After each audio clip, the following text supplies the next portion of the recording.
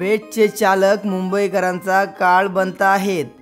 चालकाने बस थांबवून वाईन शॉपवर घेतली दारू, मनसेकडून व्हिडिओ करण्यात आला शेअर। या घटनेची हकीकत जाणून घेण्याआधी चॅनलवर नवीन असाल तर नक्की सबस्क्राइब करा। बेस्ट चालकाने वाईन शॉपवर बस थांबवल्याने त्याने दारू घेऊन पुन्हा गाडी चालवली। मनसेने असा एक व्हिडिओ शेअर करत बेस्ट प्रशासनाला प्रश्न विचारले आहेत।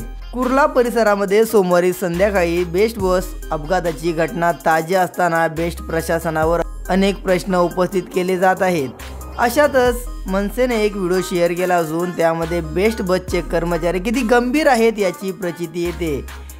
मुंबईच्या अंधेरी पश्चिमेत ओशिवरा भागात बेस्ट बस चालकाकडून वाईन शॉपवर बस थांबवून दारू घेताना मनसेकडून व्हिडिओ शेअर करण्यात आलेला आहे।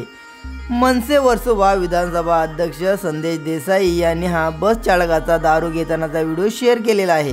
बेस्टचा बस चालकाने गाडी थांबवली आणि तो दारू घ्यायला वाईन शॉपवर गेला। तेथून दारू घेऊन तो परत आला आणि पुन्हा चालकाच्या सीटवर बसला। महत्त्वाचं म्हणजे त्या बसमध्ये प्रवासी बसल्याचं दिसत आहे।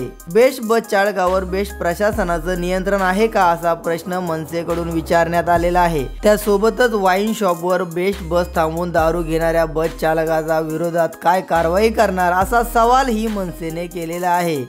मुंबईत कुर्ला LBS मार्गावरच्या मार्केटमध्ये सोमवारी रात्री भरधाव बेस्ट बसने अनेकांना धडक दिली। यात 7 जणांचा मृत्यू झाला तर 48 जण जखमी झालेले आहेत। या अपघाताला नेमका जबाबदार कोण, ड्रायव्हर की बेस्ट प्रशासन असा प्रश्न उपस्थित होत आहे। आरोपी बस चालक संजय मोरे हा आधी कंत्राटी पद्धतीने बेस्टमध्येच काम करायचा।